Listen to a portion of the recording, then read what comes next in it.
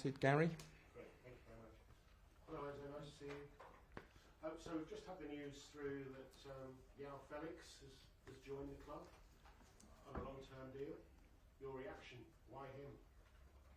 Oh, first of all, because he's a good player and he's a talent, we know already. The club already knows him from 2 years ago. I think the good thing about Joao also is that he can play different position with us. He can play inside, he can play as a 9, he can play outside. So this is the reason why. And obviously Connor's gone the other way. Do you think fans will understand that deal? This question is for the fans, I don't know, to be honest. The only thing I can say is that it's not from today, it's already days or weeks that the agreement is there, is close, and then broke, and then again. So it's not something that it's in the last 2-3 days. It's already, as I said, days, weeks. So I think it's nothing new. Just on Felix, obviously a bit too late because you announced the squad for him to be involved tomorrow night. Exactly. Yeah. It's not in the list for tomorrow game. And with Raheem and Ben, will they be training? They're not in the squad for this game. Will they be training with the rest of the players later on? They are, in this moment, they are training apart.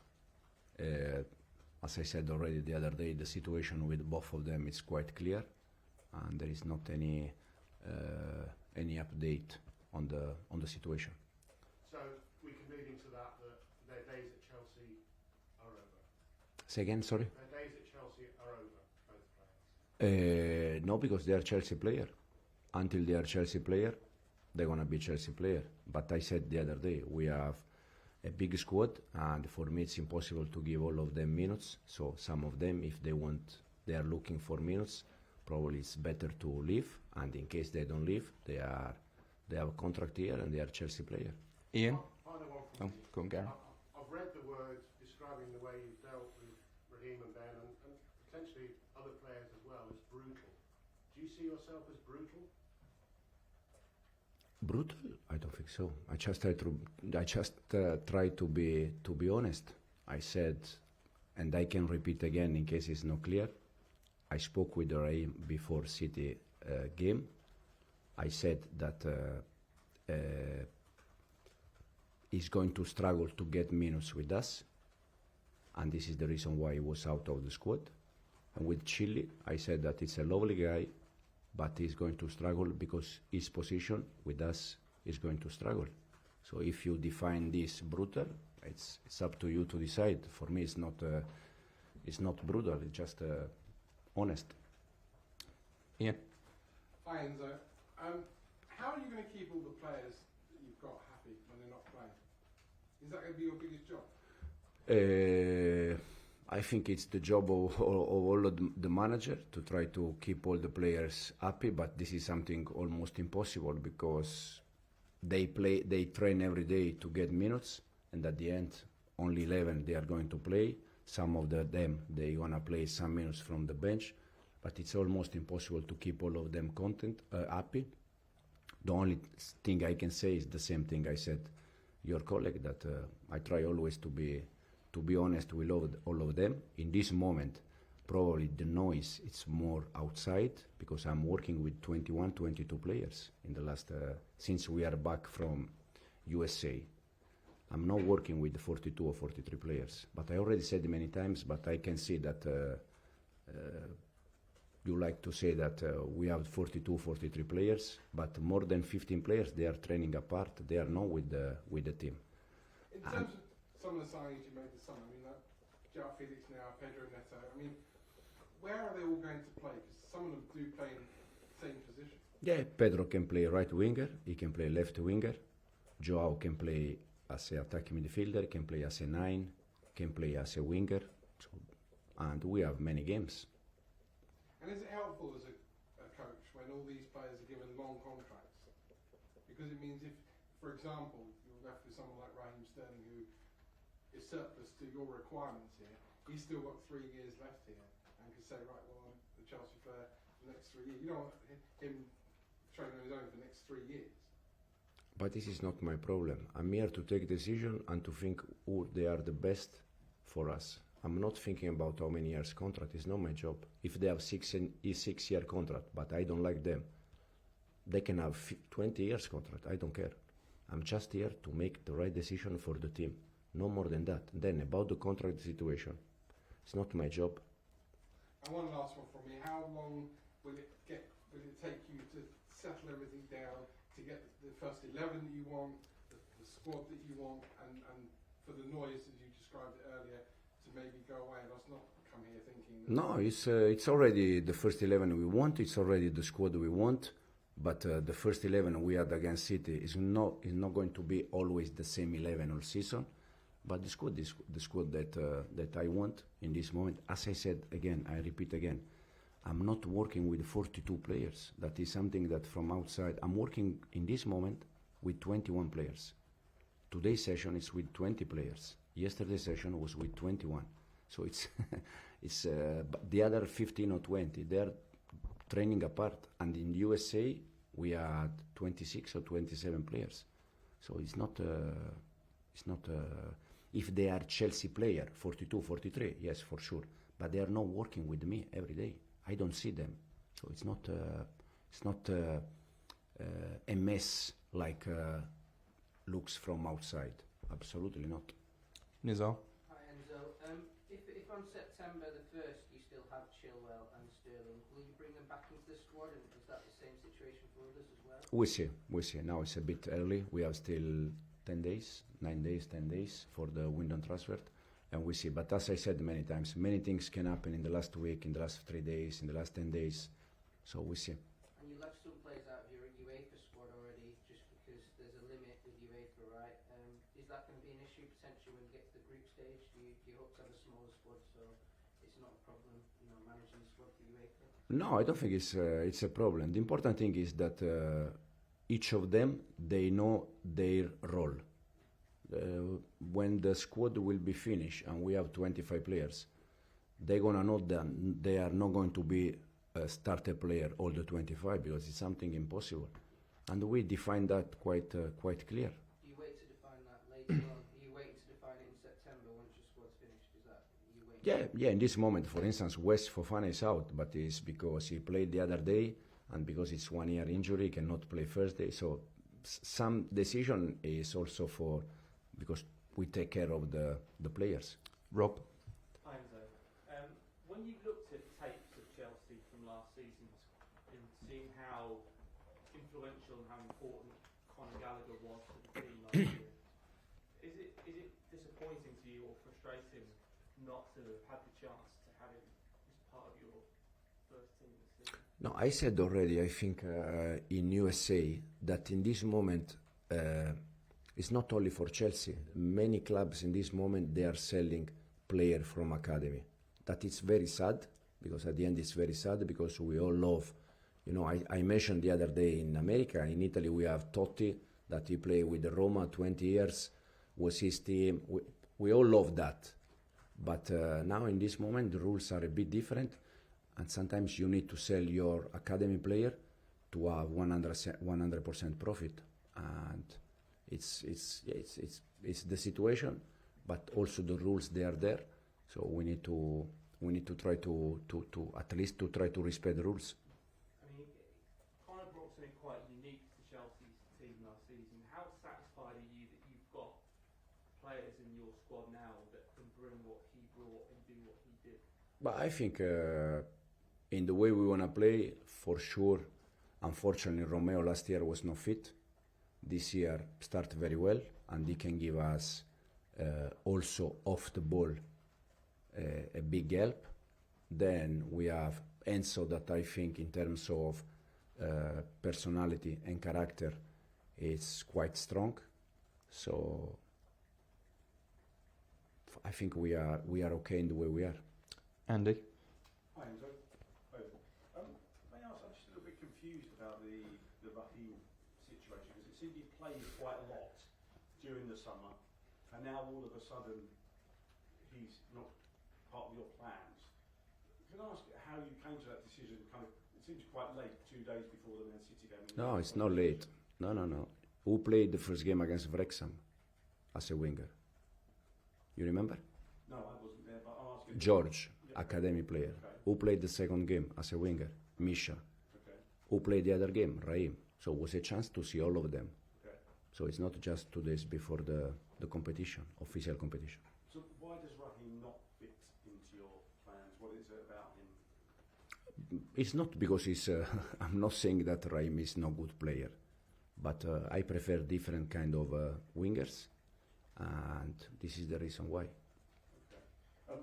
Also, you're quite strong in respect to you don't care about the length of play, the contracts, that sort of thing. You're about the team. What do you feel? Do you feel sympathy for those who are training alone? How they must be feeling at the moment? No, yeah, for sure. That is not. It's not a comfortable situation. For sure, I don't have any doubt. Also, because when I was player, happened exactly the same with me, so I know exactly 100% the feeling. But also, I think it's good to know that if you are going to stay, you are going to struggle to get minutes. So probably now in this moment, it's not the best situation, but probably in 2 days, in 1 week, in 10 days, can be a better situation because you move and you join a club that probably you are going to play more minutes. Kieran? Hi Enzo. Hi. I was actually going to ask you there, did you ever go through this when you were a player? So when and where did that happen and how did you take it when you were...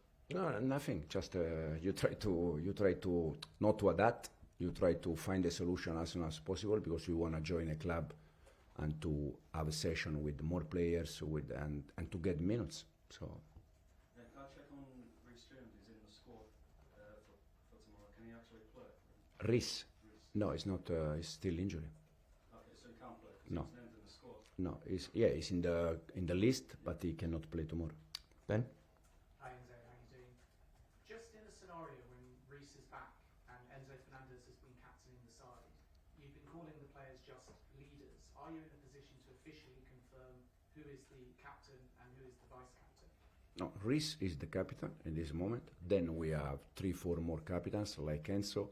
I'm thinking to nominate 1 or 2 new captain, also to give them more responsibility in terms of, just not because we have 20 or 21 years, I cannot be the captain. Some of them probably they have to give 1 step forward and to take more responsibility. For instance, one of the guys could be Levi, that I think is a young player, fantastic profile. I love Levi.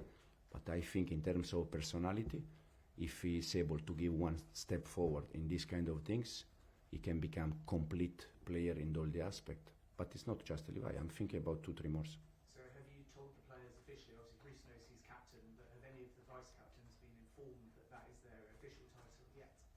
I think the other day was quite clear. Reece was not there.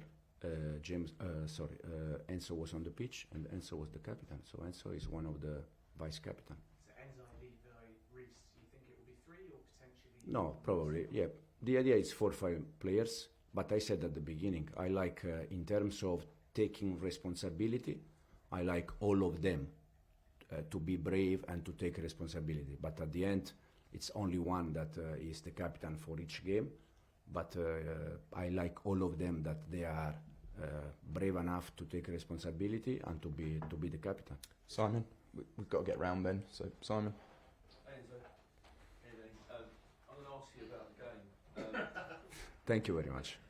But in all honesty, how much pressure are you under to win this one? Everyone expects you to win this one. So that have actually, I think, played 8 games already. They're further on into your season. How much do you need to win this just to get Chelsea's season rolling? No, yeah, we need. I said we try to win all the games that we play. The other day against City, I think the intention was not to win the game. We tried to win that game. We were quite close in terms of score many different times.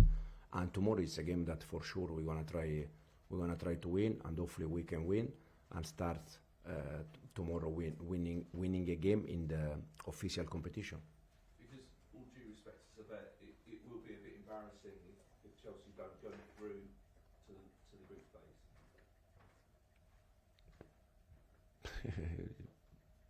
Could be, but we see. We see what's happened tomorrow. We see what's happened next week.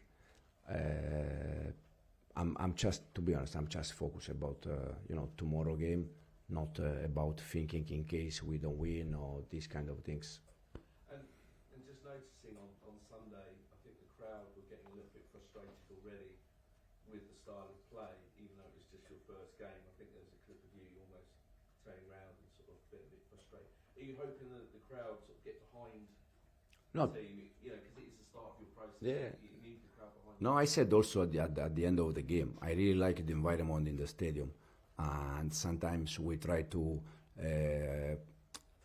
keep a little bit more the ball because there is no chance, no space to attack. So we just try to keep the ball and try to move the opposite and try to find the right moment to attack. So this was the reason why. But I really like the environment at the stadium. They were pushing behind the team until the end, and for me the environment last game was fantastic. Neil? Yeah, hi. Yeah, are you happy with, if you got everything you want this summer in the transfer market, are you happy with the business you've done and the squad you've got now? Until today, yes, for sure, 100%. And you said we're going to see more, you think there was more business to be done, more incoming. you still, do you feel your squad's complete? We see, as I said before, still 10 days, anything, unfortunately, still 10 days, so anything can happen. And for us, in terms of bringing new player, but also selling player, we see. Two more left. Sam? Enzo, it must be quite an awkward and difficult situation for the players. They've got 15 of their teammates somewhere else training apart. Do you detect that in the squad, and is that important? Does it matter? I don't see that, to be honest. The only thing I see is that the way they work inside the pitch, that is fantastic, is unbelievable. Then I cannot see different kind of things, to be honest. Presumably you want to build a sense of unity and togetherness. But is that possible when you've got 15 people down the road unhappy? I think probably there are also different clubs that probably not 15, but they are 5, 6, 4, 5, 6, 7 players that they are in the same situation.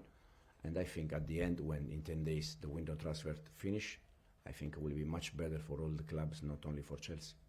And last one, Gary. Can I just check, did you personally speak to Raheem, and how did that conversation go? Because obviously he put that statement out saying he wanted clarity. Did you do it yourself, and how was that discussion?